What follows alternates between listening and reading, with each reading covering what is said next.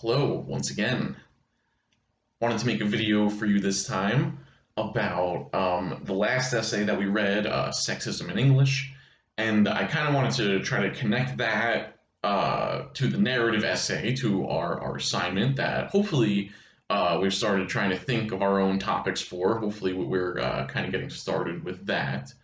I'll remind you that we do have a rough draft that is due this week. All the specifics you can find on the Moodle page, but make sure that you're working on that and then we get something there. Yeah, but I wanted to talk about this essay and how it relates to the essay that we are writing. Um, so the first thing I wanted to look at with this, I just wanted to read a little part at the beginning. So a lot of this essay is the author giving different examples of how they see like sexism showing up in the language and the words that we use. But there's a kind of underlying argument here that like language shows us something about the beliefs of a society. So I just want to read this part that I think is kind of like the fundamental point that's being made here, and then everything else is kind of examples building onto this point. This is page 139. She says here at the top of the page, "The first thing I learned was that I couldn't study the language without getting involved in social issues. Language and society are as intertwined as a chicken and an egg. The language a culture uses is telltale evidence of the values and beliefs of that culture. And because there's a lag in how fast the language changes, new words can easily be introduced, but it takes a long time for old words and usages to disappear. A careful look at English will reveal the attitudes that our ancestors held and that we as a culture are therefore predisposed to hold." Yeah, okay, so that's the quote. So a couple of things that I want to look at here. One, I think it's interesting that the author tells us at the beginning that she starts off by just kind of going through the dictionary, right? And looking for entries that are connected to gender in some way. Words that tell us something about what social perceptions of the genders are. So she starts with just looking at the language. And then she's saying what she finds out by doing this is how connected the language is to these kind of like social issues and equality and stuff like that. So I think the really key sentence here is the language a culture uses is telltale evidence of the values and beliefs of that culture. So basically, I think what she's saying there is that like there's something reflective about like the language is going to reflect the attitudes, right? So that if you like if you had a sexist culture, that would show up in the language, right? And that like the words and like the definitions of the words and the words that you use for each gender can kind of tell you something about the beliefs that people have. That like it shows up in the language. The beliefs like manifest themselves in the language. That's the idea here, right? And it's not necessarily that like you like because you're using this word that you necessarily have that belief. But like she says in the other quote that I think here is really important is that a careful look in English will reveal the attitudes that our ancestors held. So the author acknowledges that the reason the language is this way is because it was created in the past, right? So there's no attempt here to say that like we're all sexist, you know, or like if you ever used the term mailman that you're now sexist. That's not the point, right? And I understand why some people perceive it that way sometimes. They feel like, you know, they're being told that they're sexist or something. But it's more that like the language that we inherited, right? Came from a society that was objectively very sexist, right? Where women, like even like in a legal way, like forget just about how people are treated. There was like literal laws saying that women, you know, couldn't do all the things that men were able to do, where like in terms of voting and jobs and everything like that. So we know that the language, we didn't make it up, right? It comes to us from the past. So like what she's saying we can gain by looking at this is seeing what the attitudes and beliefs were of the people who come before us. And then she also adds that since this is the case, we're kind of predisposed to these things. So like through no like actual fault on our own, or like even if we're not intending to do this, that like the sexism like embedded in the language that you know came from the past, it's possible that it can then like kind of affect people's current beliefs or current attitudes, right? And I would also say that, like for all of this, the point is not that language is the single most important thing, you know, that like if we're, you know, trying to have a more equal society, that language is like the only thing or even the first thing we should focus on, but it is a thing we should focus on. And this kind of goes back to how I've been framing this essay, our narrative essay, as like language being more important than people might think, right? It's not that it's the single most important thing in the entire world. It's just that it might be more important than you thought. Um, so yeah, that's kind of the underlying argument here for all the other examples that she looks at. And you guys pointed out a lot of really good examples. I wanted to highlight just a couple of my own that I thought were interesting. One of them was the names. She mentions like how the some of the names that we give to women. Things like she mentioned like Ruby or like Stella or something like that. That these are all like aesthetic objects that are taken to be like pretty, right? Like if you think of ruby, it's like a stone that is supposed to be beautiful, right? So it's like by even and Stella means like star or whatever, right? So same thing that it's supposed to be something that's like aesthetically pleasing. So I think she's trying to say that like the fact that we would just be like, oh yeah, that's a normal name to give a woman, it just shows like kind of the deep connection between like judging women by their appearance, like how deeply embedded that is. So I thought that was an interesting example. Another one was the different kind of associations that we have with the term wizard versus the term witch.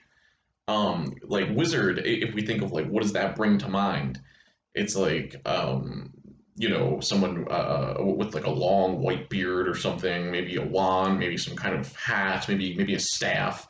It's some kind of like Gandalf or like Dumbledore figure, right? But usually very wise. They know the right thing to do. They always like kind of make the right call. They're very powerful.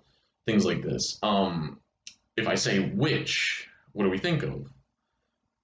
It's more like, you know, green skin, like boils on your nose or something, very ugly, like a loud cackling laugh, riding on a broomstick, whatever, right? There's like a lot more negative associations. I don't think witches are thought to be like clever or like forces of good. Like there's no real equivalent of like a witch who's like Gandalf or something, you know? So I feel like witches have a lot more negative connotations, and that's one of the things that the author tries to point here. Oh, and I want to say something about this word connotation. So something that I think we get from looking at an essay like this, and that it tells us about language, is the difference between denotation and connotation. So denotation is kind of like the dictionary definition of something, right? And if we look at witch and wizard, they kind of have similar dictionary definitions. Wizard, magical person who's a man. Witch, magical person who's a woman. But connotation is more like the all the associations that a word has, like the other images that it calls up in your mind, and like all the connected ideas to it. So, you know, witch and wizard, they might have pretty much similar dictionary definitions, but the connotations, the associations that we have with these things are very different, and I think positively towards you know the male one, right? Like I always thought that about Harry Potter when I was like used to read Harry Potter, where like they would call Hermione a witch, and I'd be like, oh, but like she's a good, you know, she's on the good side, she's a good guy. Um, well, how could she be a witch? And it's like it just shows the kind of negative connotations that we have with that. So I thought those were like some interesting examples that really kind of highlight what the author's trying to get at here. And the author gives so many examples. I would find it hard to disagree with the basic premise of this essay that like words are kind of geared towards men in this way. Um, okay, one other thing I wanted to talk about here. I tried to cover as much of this stuff as I could in the discussions, but I just wanted to give a little wrap up. I asked you the question of like the word mailman, of like if we should you know try to switch to mail carrier or whatever. And I think one of the interesting things here, so all the words like this that have man in them that have to do with jobs, we know that the way that that word is this way is because there was a time where only men were allowed to do these jobs, right? Just the way that the essay says that it kind of shows us the beliefs of our ancestors and things like that. So we know that's why we have these words, right? And it's not so much like I don't think we should judge these things by like whether or not someone is going to be like offended by it, right? Like if you had a woman mail carrier and you know somebody referred to mailman or something, like I don't think they'd get mad about it or be offended, but I don't think that's necessarily how we should judge this, right? I think we should just judge it more on like is it the right thing or like is it something we agree with? And like if it does, if the words that we use, like the essay says, if they do show something about our beliefs or attitudes, like how can we kind of line those things up, right? As society becomes, you know, like less sexist and more interested in equality. So I think one thing that's interesting with these gender neutral terms is that we already kind of have a fair amount of them. One that students have brought up to me before is kind of going from like waiter and waitress to like server. Like people who work in restaurants have told me that server is now used a lot more than waiter and waitress. And I think, and it's not because anyone's offended by the term waitress or anything, but it's just that like, why is it important to specify the gender? You know, it's just like, why is it relevant? It's the same job description, so why do we need like two separate words? It's weird that we would have that, right? And I think we can like kind of sense that it comes from a time where people were very interested in splitting up men and women because there were like different rules and expectations for both of them, and we still have that somewhat today. But I think the point is that we're trying to get past that. At least we at least now like acknowledge that that's like bad, and we should try to do something about it. And I think I mentioned in one of the threads that it's not just like mailman. There's also words that are like more connected to power, like businessman or congressman, that still get used a lot. And I think we could see the same thing of like the implication there being that like women don't do these jobs or they didn't or they're not supposed to. So it's just like this weird thing where like why would we still do that if we don't believe that anymore? So yeah. And again, it's not that anyone who says mailman is like a bad person or they're sexist or something, but it's just like if we're trying to have the language line up with our beliefs and stuff, shouldn't we do this? And it does happen, like with the server thing. Like, and there's other words that the author mentions in this article. Like, I think she uses the word like aviatrix or something to mean like a woman pilot, and we just would call them a pilot now, you know. So these things do happen, and it has been happening already. Um, so yeah, I think it will continue to happen probably. So okay, the way that I want to connect this to the narrative essay. This one I have linked up with the topic of word choice. One of the suggested topics that I gave you was word choice. And I think we see here like how the different associations that different words have here, right? This whole essay is kind of about like how like using certain words can give a certain impression and how that can kind of have larger like cultural or societal impacts. Um, so any story that you have personally about someone using like one word instead of another and how that kind of made a big deal or that it made a big difference that they used a certain word and not a different word. Anything like that could also be a topic for this essay. I'll try to keep it quick. I have an example of this that comes, this is years ago. This maybe goes back to like 2010 or something. It's a sports example. I apologize for that. But it's relevant though, with it being Sunday night and you know me having just saw the Lakers win the championship and everything. Because it actually is a story that involves LeBron James. So this was back when people thought that LeBron James was going to go with the Knicks. He was like a free agent, and then everyone was like, "Oh, he's going to go to the Knicks," and of course that never happened. People think that every time, never happens.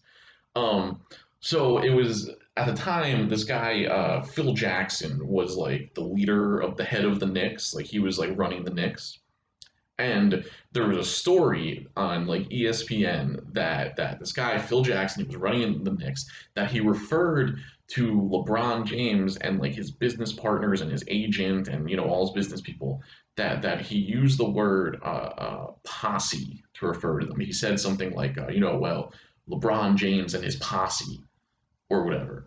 And the story was that like LeBron like got mad about this and like posted on social media that like that was messed up and he shouldn't have said that and he was like angry about it, right? And it's like, well, why was he angry about that? Why was he angry about this word? If Phil Jackson had said, LeBron and his team or LeBron and his associates, he wouldn't have been mad, right? But he said LeBron and his posse. And I think if we think about it, we know why this would make him mad, because it's not like the connotation, right? Going back to the connotation, the association that we have with this word. Posse, there's a direct line from like posse to like gang or something, right? And a big part of it too is that a lot of LeBron's team are also black people, right? Like he famously like had this agent who was like a young black guy who he helped become an agent and stuff. So the use of the term posse there, LeBron interpreted it as being like something that he only said because of like race or like class and stuff like that. So that's just an example, right, of how word choice could be a topic for this essay, something like that. So like if I was doing this essay, if I was going to use that topic, I could tell the story of me like coming home from work or whatever, and I get into my house and I could give the setting, right? I could describe my room and how dirty it is and I have clothes everywhere and beer cans and stuff. And then, I turn on the TV and then I have the story and I could give like what ESPN, the Sports Center thing, I could give like the dialogue, right? It was like today Phil Jackson said this thing about LeBron James, he got mad, and I could like tell the whole story of me going through this, and then kind of have a moment of me realizing, maybe like in my thoughts or something, like, oh, like I can see why he's getting mad about this. Like, oh yeah, posse, that kind of does make you think of like a gang or something like that, and that yeah, that's kind of bad. So like if I was going to do this narrative essay about this topic, I could tell this story of like me hearing about this and then thinking about it in my own head, and maybe I have a conversation about it with a friend or a family member or something, and then the point of the story, right, would be me realizing, oh, language kind of important. So just an example of how that could work. All right, I've gone on too long already.